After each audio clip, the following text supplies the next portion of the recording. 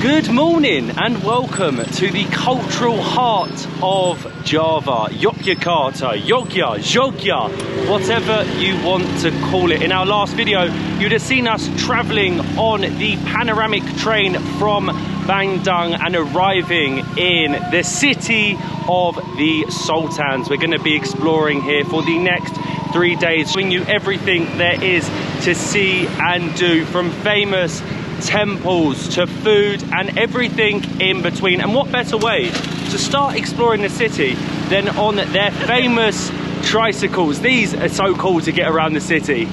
We have been on tricycles, tuk-tuks, whatever you want to call them, in Myanmar, in Bangladesh, in India, but I have never seen them designed like this. Firstly, you sit on the front and they're sort of powered at the back with an engine, or they're done by an electrical bike, but they're so cool.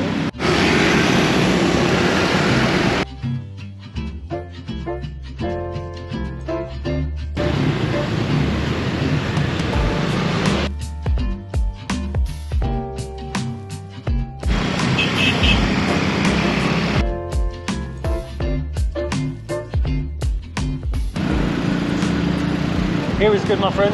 Yeah. Perfect, thank you. Yeah, here is good. Perfect. Thank you. Makassi. Oh, thank you. Okay. Thank you very much. Have a nice day. Bye. They're so good. They're so much fun. So much fun, honestly. Great way to get around the city, and because you're on the front, you can just take everything in. You can actually probably do tours with them guys, and they'll take you around and show you all of the famous spots. But the first spot we wanted to head to was the icon of Yogyakarta. It might just look like a roundabout to you and me, but it is actually the national monument, the Tugu monument, built by the Sultan back in the late 1700s, and it is essentially the start of the most famous street in the whole of the city. So we are actually staying at the Melia Hotel, which is just off Malioboro Street, which is the most famous street, full of souvenirs, restaurants, cafes, and the most tourists that we have seen so far on our trip through Indonesia. But because it's such a long street, a 1 kilometer stretch, we thought it would be a good idea to get the tricycle and start at the monument of Yogyakarta before starting our very long kilometer walk along Malioboro Street, which in the daytime there isn't too much going on. This definitely is a spot that comes alive of an early evening.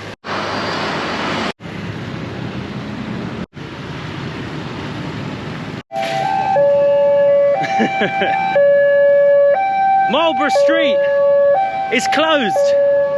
We've been blocked off. I think a train's coming. We get the picture. A train is coming. That is so blooming loud.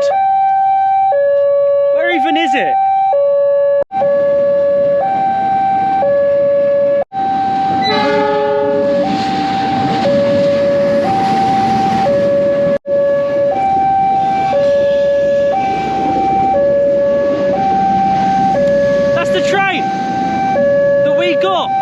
From Bandung to Yogyakarta.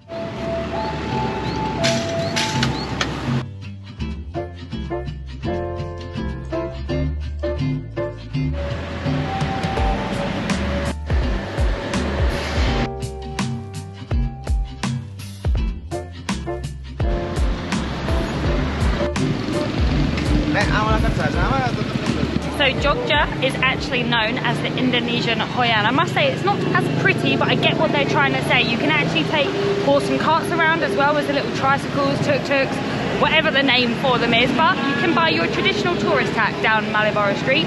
There are a few markets, there's lots of shops selling a lot of tat. Traditional clothes, yeah, and to be honest, it is just a lot of tat. I think the link with Hoi-an is because of the cultural heart that Yogya is, that you can go and see the temples, the colonial architecture, and the tourist tat.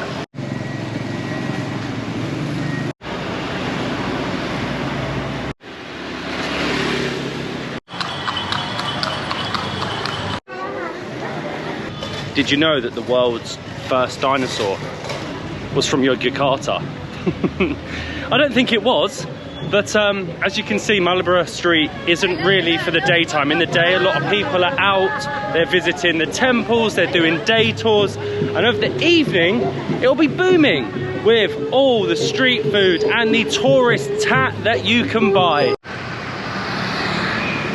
It is a hot day today. We have just made it off of Malioboro Street and we are heading towards the Sultan's Palace. Who knew that Yogyakarta still has a monarchy, still has a king and queen today? But on your way, you will pass this giant park with 2 banyan trees, and the myth actually says that if you are blindfolded and manage to walk backwards between the 2 trees, it will bring you good luck. But for some reason, it seems as if the park and the banyan trees are closed to the public today.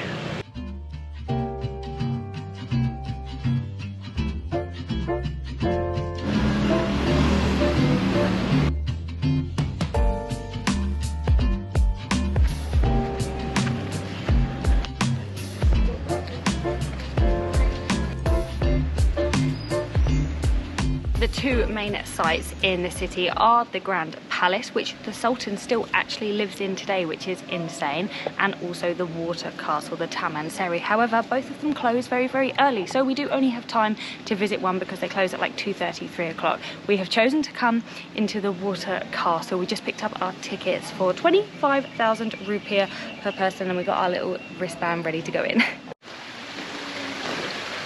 So this place actually dates back to the 1700s and was the Sultan's bathing area and gardens. Today it's just a nice little spot to walk around. A lot of people, have we got coins? A lot of people have flicked coins into the old bathing quarters. It's essentially the Trevi Fountain of... We got one? You can go for it. 500 rupiah. Make a wish. 1, 2, 3. I'm not going to tell you what the wish was, otherwise it won't come true. It's so hot that I want to jump in, but the architectural styles here are very unique. It's a mix of Javanese, Islamic and European, and honestly it reminds me a lot of the riads that you'll find in Morocco. You really can see that Islamic architecture with the little hints of Javanese. Hello, Prairie Rotaman? Yes, okay, I know. Berapa? 50. Berapa? 50? Yeah, 2 person. 2 person, okay. Are you saying we're big? That's Okay, fine. 50 is a good price. We go with you. Okay, yes, open please. Makasih. I can get in? This one looks small. Oh, You okay? yep. Oh, And now Makasih. Are you going to get in? Don't break it. Oh. Thank you, my friend. Makasih. I'll be honest with you, the water castle was a little bit underwhelming. There wasn't really much information inside, and you were sort of pestered by tour guides the entire time. And unfortunately, sort of the star of the show, the underground mosque, is currently closed. So we're now heading to what's known as the nightlife street of Yogya, where hopefully we can find some lunch.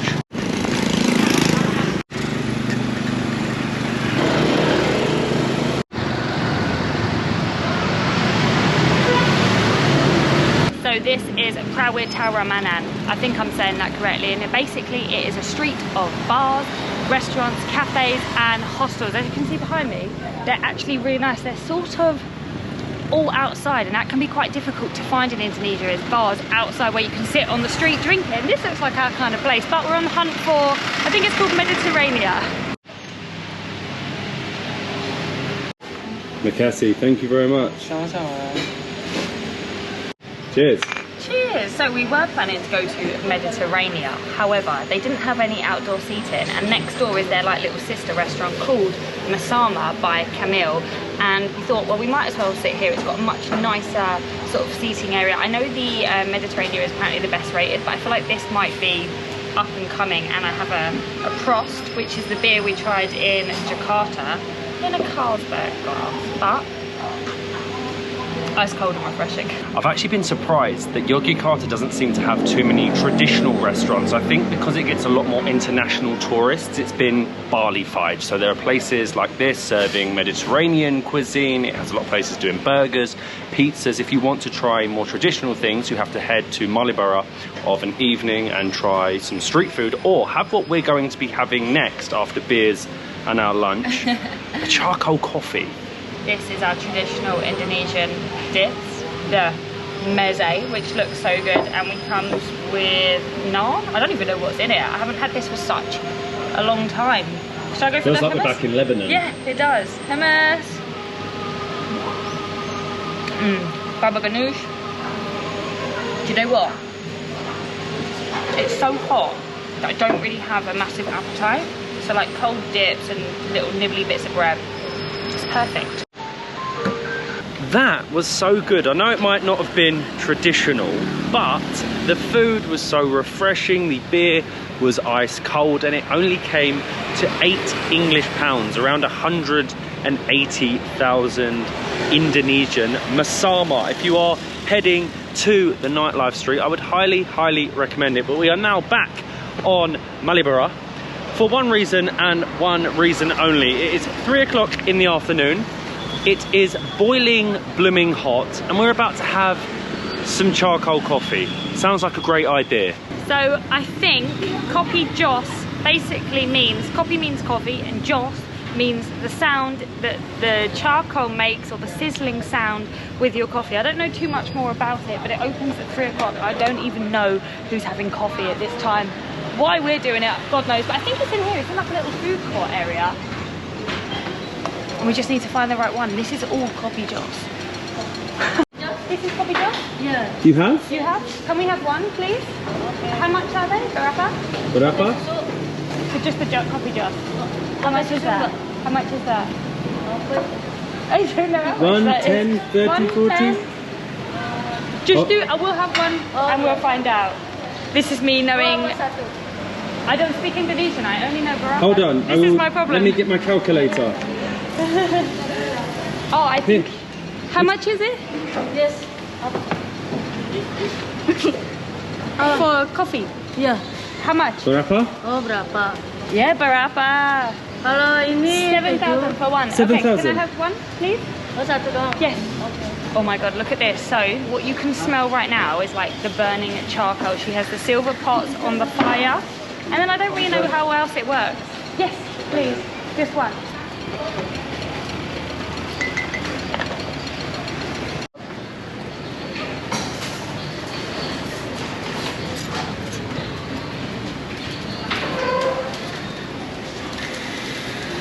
Look at that, the smell and the sizzling. Since you got the charcoal from right there, and he's chucked it in the coffee. Wow. And that's it? I've never seen anything like that before. So cool, perfect. Makassi. That's so random. Let's do it again. Again? Yes. And then it just bubbles up. Coffee Joss. Ah, Makassi. I can. It's hot. Yeah. Hot. Do I take out the charcoal? Take the charcoal out? Yeah, I think so. I'm not sure. Look at. Wow, it's a really interesting smell. It's like just pure burning. I hope he takes it out because I don't think you're supposed to drink with the charcoal, are you? Wow. Thank you so much. Okay, so I'm just reading up about it because I find it very interesting. It's actually said that the charcoal neutralizes the acidity of the coffee, which is actually why they put it in there. So as you saw, not only are they using the charcoal on a fire to burn, Siri's talking to me, to burn the hot water for the coffee, but they then put the charcoal inside the coffee, which makes the joss sound, the sizzling, and then That's going to be hot. it's yours to drink. Yeah, I know. I'm honestly so sweating, but it smells absolutely delicious. It smells like expensive coffee beans, except it cost 7,000. 40 pence. Insane. Right, I think I've waited long enough.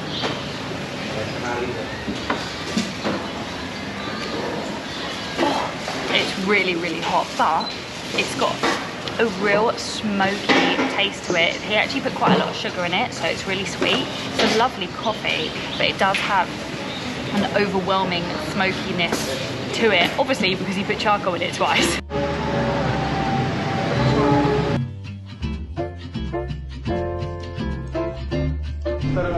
Hello, good morning, Yuki. Nice to meet you. Thank you so much. We ready? Let's go. Makasi, thank you. Good morning and welcome back to Yogyakarta. After drinking our charcoal coffee, we went back to the hotel and we relaxed for the rest of the day by the pool because it was so hot. But today we are doing what makes this place so famous, and that is visiting the temples. Molly actually found this driver, Yuki, online, and he charges a very reasonable price to be your driver for the entire day. And our first stop is the world's largest Buddhist temple. Thank you, Yuki. Makasi, Makasi, Makasi. Oh, let's go. Makasi, thank you so much. Thank you. And first stop is Borobudur. Borobudur. How do I pronounce it? Borobudur. Borobudur. Yeah. Okay, 1 hour? To get around 1 hour, yeah. Perfect, Makasi.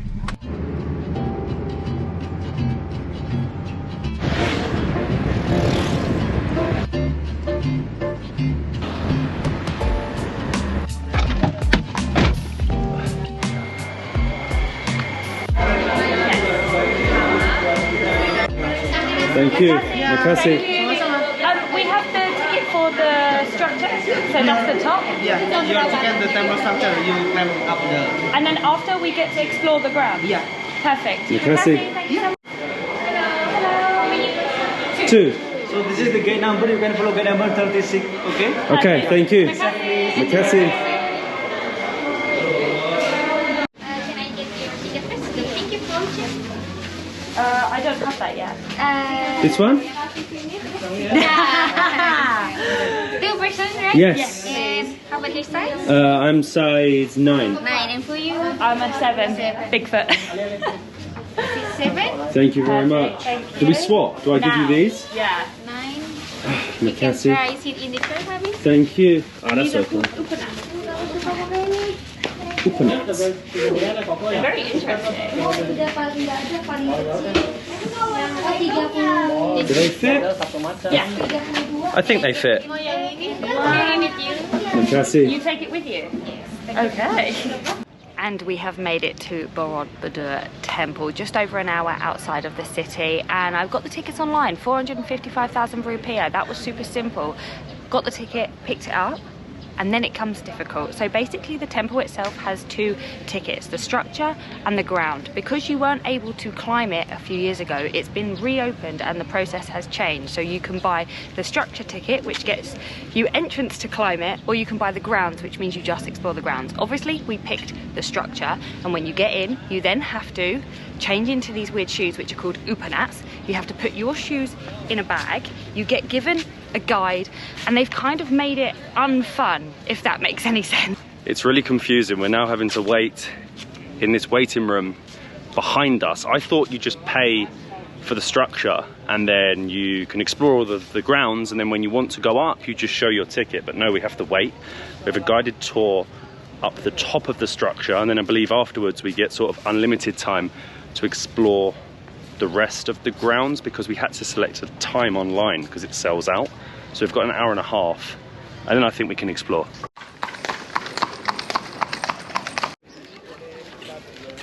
And we have made it finally to Borobudur, the world's largest Buddhist temple, built between the 8th and 9th century. And if we hadn't booked the ticket that gave us access to the top, we would just be stood down there looking at it from afar. So we get an hour up here, 30 minutes is a guided tour, which I must admit is a little boring. And then once that is finished, we have 30 minutes to explore the 10 levels of this giant temple all to ourselves. I must admit, these shoes are not the best for climbing. We have to climb all the way up to level 3, currently standing on level 2, and the views are only going to get better. This is currently built on a hill, so you get the surrounding views of the greenery in Yogyakarta.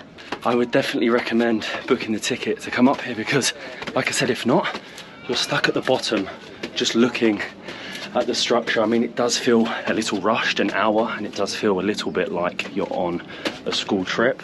But once this part is over, we can run round and we can pretend that we are in the film Tomb Raider. Look at this, the Buddha relics all the way along, and the views, they're pretty spectacular. Interestingly, this has been through a lot. Volcanic eruptions, lightning, even a bombing incident, and they have had to rebuild it so many times. God, can you hear how out of breath I am because of them stairs? This was actually founded in the 1800s by a fellow Brit, Mr. Raffles.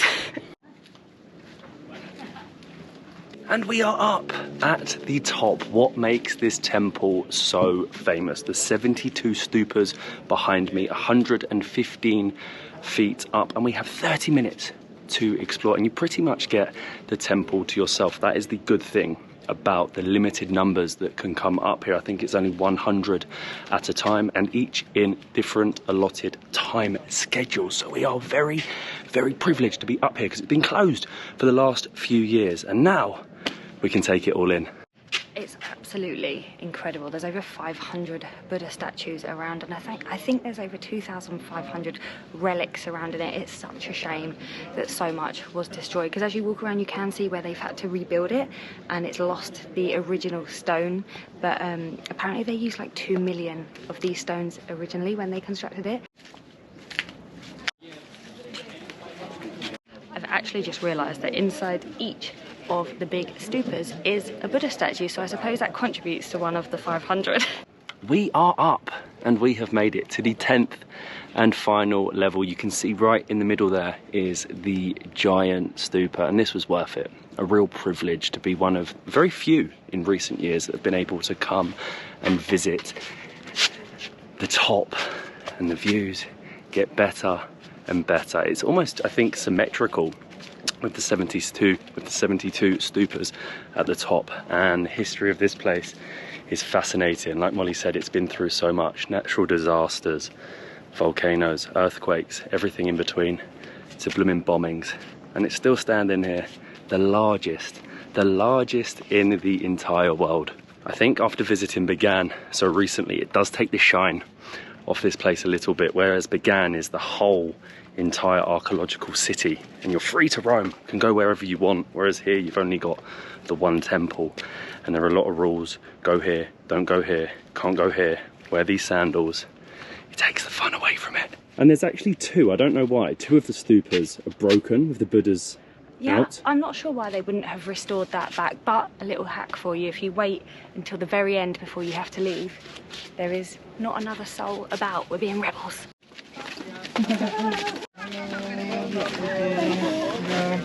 Makasih, thank you. And that was it. We have been scanned out. Our hour is over. And this is what you would get. Just this.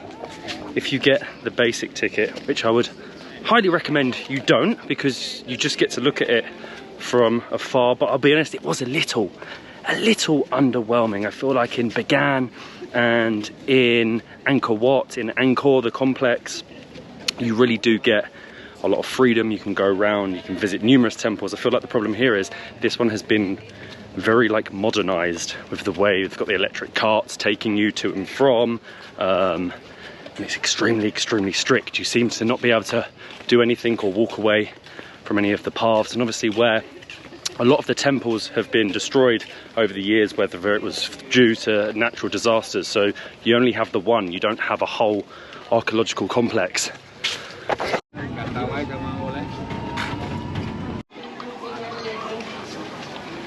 How are you? I'm fine, thank you. Very good. Yeah. We go to Chicken Church? Okay. Yeah, okay. What have you been up to? Relaxing? Relax. Relax. Drink coffee. Drink with coffee. Bintang? No, bintang. I need a bintang. Do you like bintang? Oh, yes. Ah, me too. Makasih. Makasih. Leaving was a task. You literally had to walk for like a kilometre through some markets. However, we did find out that you get to keep the bag and the shoes, which I think is actually quite a nice Are you going to wear little them to touch. Chicken Church? Probably. Makasih.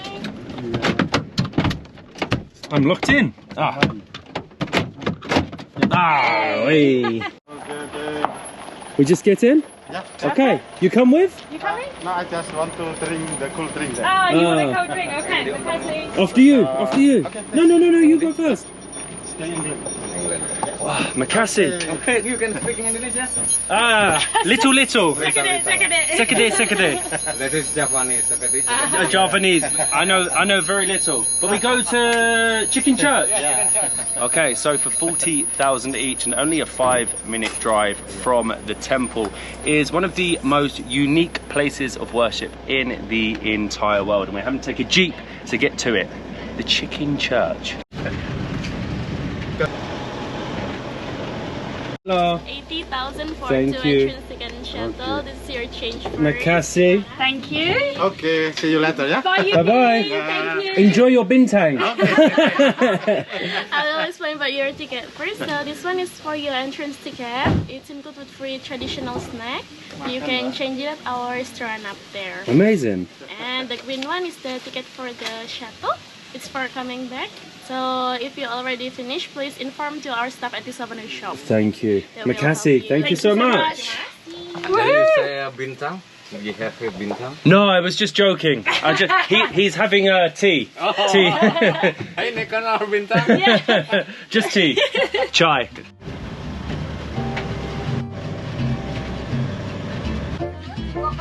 I'm okay, thank you. 40,000, £2 absolute bargain. The hill was very steep and oh my god. I probably shouldn't say that, it's blasphemy. At the church, look at this thing. This is one of the coolest churches or coolest pieces of architecture I have ever seen. So it was built in the 90s and construction was actually halted, so it stopped in the 2000s. The locals didn't really like it, the government didn't like it, so it was left as it is. And the locals have actually used their initiative to let people come up here, so they've organised the jeep and organised you to be able to come up here. And the guy that built it actually wanted it to look like a dove, but It looks like a chicken. as you can tell by the name, everyone calls it a chicken church, and yeah, it looks like a pretty fat chicken. Forget Borobudur. There are many incredible temples throughout the world, throughout Indonesia, but there is only one blooming Chicken Church, and we are actually the only foreign tourists to be here. This is a very unknown tourist location, and I don't know why, because I think we can go in and even go up the beak.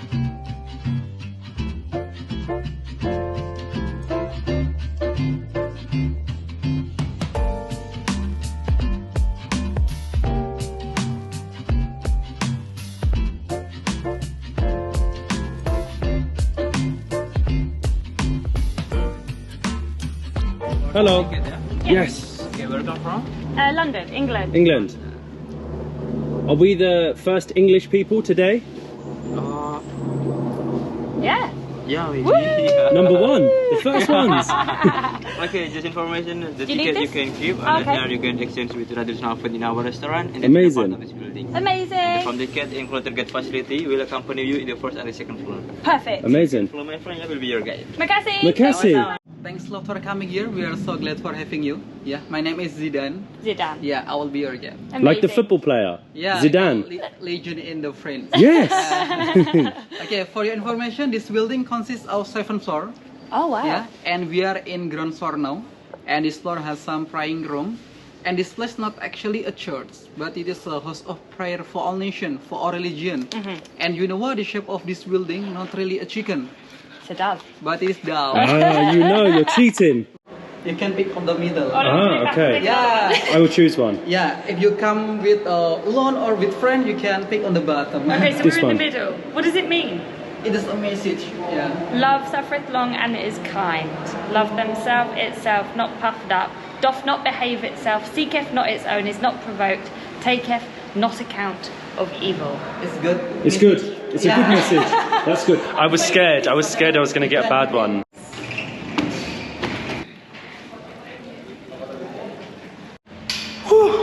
Hello. On the 6th floor. Thank you. And from up here you can see the Borobudur Temple and it's over there. Can you see it? Oh wow, yeah. That's Borobudur. Oh yeah, can you see it? Wow. You can't, can you? I can, it's just right there. You know what, at first I was looking at the wrong thing, but now I can see it. We're literally in the beak of the chicken or the dove. This is so cool. Be careful when you go off on the red ones over there. Watch your hands. Thank you very much. Makassi. Oh, this is so cool. This is the crown. Not only the beak can you access, but you can also access. Can you watch your bum? It's in my face. You can access the crown. Oh, if you haven't eaten too much martabak. Oh, it's a tight squeeze. Oh wow. What a legend Zidane was, by the way. Whoa. This is so cool. Look at these views. This is absolutely incredible. I thought hanging out the beak was pretty cool, but coming up to the top of the crown with just 360-degree views of this area, it's so unique. And there it is, look. I know, Borobudur. it took me a while to find it, but now I've seen it, that is an incredible view of the temple. I cannot recommend this enough. It really is a great way to gauge your surroundings and taking it back to Borobudur, probably when that was built, the kingdom here. We've been able to look out from on top of the chicken's crown and there would have been temples all around here.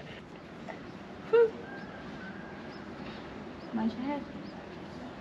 Was made by the local people. Oh, lovely. And what is the name? La Tela. La Tela, it's made by cassava. Perfect. Yeah. So we get that for free with the little ticket? For free, yes, for free. You just show you the stuff there. How cool. I've never heard of this before. Makassi. Makassi, thank you so much.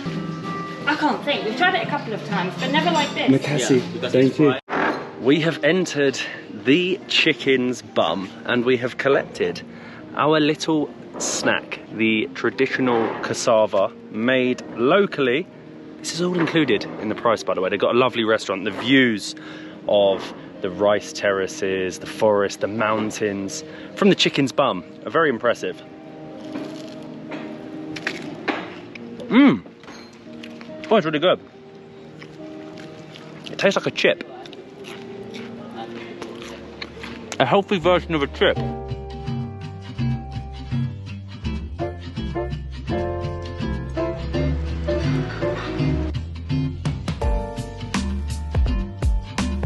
Cheers. Cheers. Someone needs to pinch me because I'm drinking a watermelon juice on a chicken's bum. We got some mango sticky rice and we also have some pisai goreng, basically banana, I would say banana fritters, fried banana. Delicious. Everything in Indonesia is always so sweet and like a dessert. It's kind of weird to have for lunch, but it tastes good.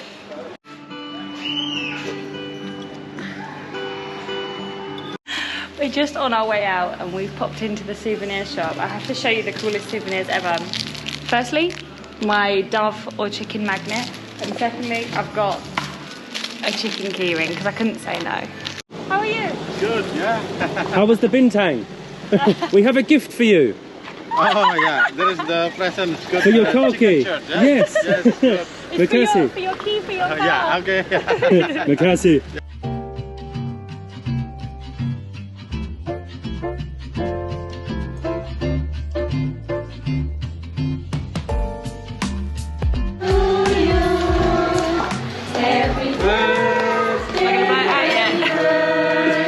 You're very red. Thank you.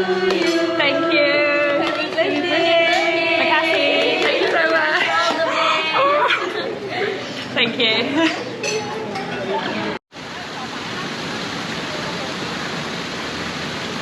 Good morning. And it is an extremely good morning. Chicken church. Loved it, honestly. One of the weirdest, coolest things I have ever seen, and we would highly recommend Yoki. Molly actually found him online as a Yogyakarta driver, and for around $30 He will drive you around for the entire day, not just the 2 places we visited, but you can visit some other temples in the area. But you might have seen from breakfast this morning that it is somebody's birthday. So today we are relaxing at the Melia Hotel Yogyakarta that we have spent the last 3 or 4 days enjoying this resort style hotel slap bang in the centre, a 5-minute walk from Malioboro Street, and it's just nice to unwind and enjoy someone's birthday for only £60 a night. Happy birthday. Thank you so much. I feel very, very spoiled. It's really such a unique experience to be able to spend almost every birthday away and to be spending it somewhere like this. I think we're even going to be catching a tan finally. So yeah, I think our last day in Yogyakarta will consist of laying by the pool, going for a swim, going on that slide and drinking 1 too many cocktails. Perfect. Thank you, so Makassi. much. Woohoo. Thank you. Thank you so much. Thank you. Cheers. Not a bad spot at all to celebrate Molly's birthday, and I love the design of this place. I like how they've created this, look, green oasis, resort-like in the middle of the busy city of Yogyakarta.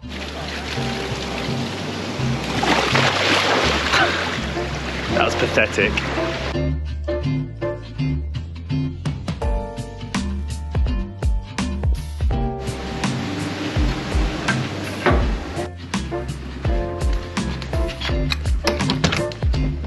You could actually very easily forget that you're in the city. I would highly recommend coming here, not just if it's your birthday. It can be very long walking around the temples in the heat. So coming back here, having this little retreat to relax has been amazing, especially for me today. I don't want to keep going on about my birthday, Yeah, but... shut up. Sorry. Everyone's bored. We're bored. By the time this video comes out, your birthday is gone. It'll been and gone, but I will show you our lovely room. First things first, my birthday card's on our table and the very lovely cake that they did for me this morning, which was so sweet. We have our sofa. We actually have pool view, so we can look out at where we spent all our time today. We have our TV and our mirror, our huge double bed, and the bathroom actually has a bath and a shower, but they've also been very kind and given us access to the level lounge. So we're gonna go and check it out because from 5 PM we can get a birthday beer. Hello. Good evening. Good, thank you. 4460. Yeah. Makassi, thank you.